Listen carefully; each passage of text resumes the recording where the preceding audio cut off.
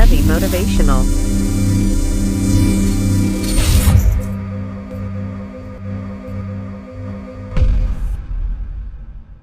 સારા માણસને ક્યારેય વખાણની જરૂર નથી હોતી સાહેબ, કારણ કે સાચા ફૂલ પર ક્યારે અત્તર ના છાંટવું પડે.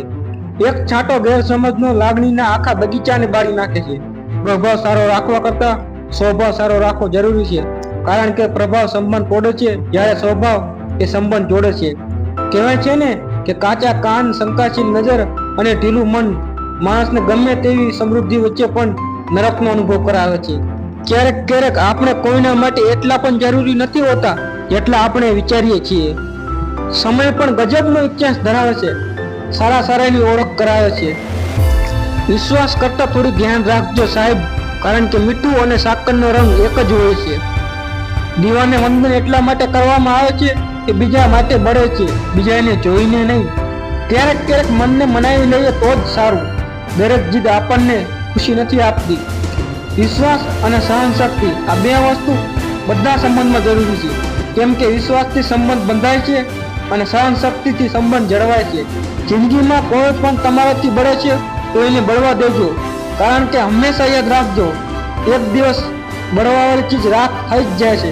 પછી અભિમાન હોય, વસ્તુ હોય કે માણસ હોય, જેને આપણા પોતાના જ આપણને ખુશ જેવા નથી માંગતા તો આપણે બીજા પાસે તો શું અપેક્ષા રાખીએ છીએ. સહેતા આવડી જાય તો રહેતા પણ આવડી જાય. ઘડિયાળ બગડે તો રિપેરિંગ કરવા વાળા મળે સાહેબ, પણ સમય તો આપણે જાતે જ સુધારવો પડે.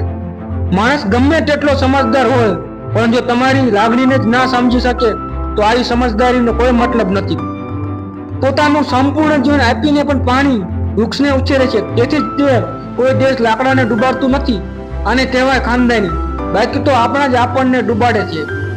વ્યક્તિના પરિચયની શરૂઆત તેના ચહેરાથી જ ભલે થતી હોય, પરંતુ તેની સંપૂર્ણ ઓળખ તેની વાણીથી જ થાય છે. ખોટા વટ રાખીને જીવવાનો કોઈ મતલબ નથી સાહેબ. જો નીતિથી જીવશો ને તો વટ આપોઆપ પડશે.